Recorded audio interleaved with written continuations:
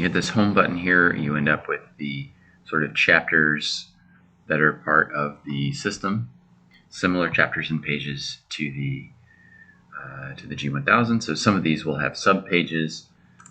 Obviously, the most basic functionality here, the moving map, except that it is touchscreen, so you can scroll over. You can actually graphically edit the flight plan. So here I've got San Carlos to Watsonville direct. Let's say, oh, actually I want to go to SAPID. Okay, so I can add SAPID to the flight plan there. And then the flight plan information is displayed along with the CDI here at the bottom. You can touch this and end up on the flight plan page. Go back, zoom in and out, all touchscreen. There's some menu options for things you can overlay. So terrain, radar. You can overlay charts if you're doing an approach procedure, something like that. And of course, you can configure some of the settings for what shows up at different scales, and whether traffic is overlaid and so forth. So it will overlay traffic on this display. As you can see here, these are traffic targets. There's a dedicated traffic page. If you don't want the clutter, you can have a dedicated traffic page.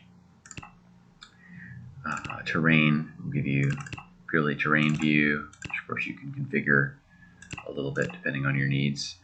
All of the ADSB, so here's an example of sub-pages that are inside this chapter. All the FISB weather products are piped in here, and you can overlay them on the map. So of course you've got cloud tops, lightning, winds aloft, METARs, PIREPs.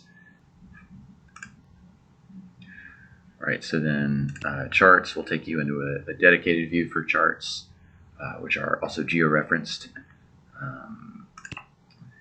Flight plan, of course, is where you edit the flight plan, and there's a flight plan catalog in here, so you can store flight plans, same as you can with the G1000. From the flight plan page, this is probably the page I use the most, along with the moving map and the traffic page.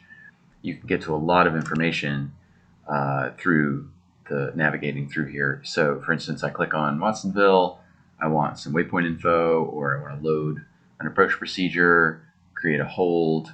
I can do a number of things like that. So let's just go into the waypoint info here.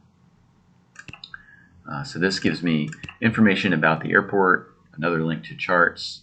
So a lot of the information is very contextually linked. You don't have to step back out and navigate back through chapters and pages like you do in the G1000. I get the frequencies, and I can load the frequencies directly into the radio. I can get weather data, the METARs, and TAFs will show up here, NOTAMs, runway information,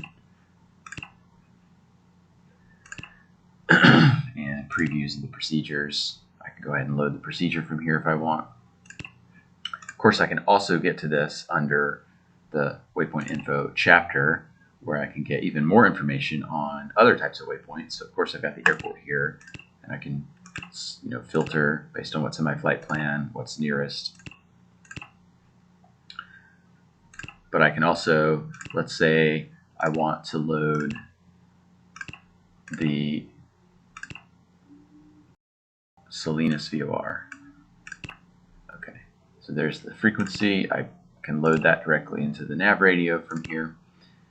I can create user waypoints and so forth. So all the waypoint information there, but you can access some of it from other places. Other things, so we have the utilities. In here, there's some useful things like flight timers. I always reset this for an IFR flight for my expect altitude after 5 or 10 minutes. And that way it starts counting in air, things like that. So for instance, the Centurion that's online here, I would create a scheduled message to tell me to switch fuel tanks. Don't need to do that in the Skylane. I do have checklists in the plane, but I personally don't find these super easy to use. You can resize this. You also have these outer knob here will navigate you through a couple of main pages. So your maps, traffic, terrain, charts,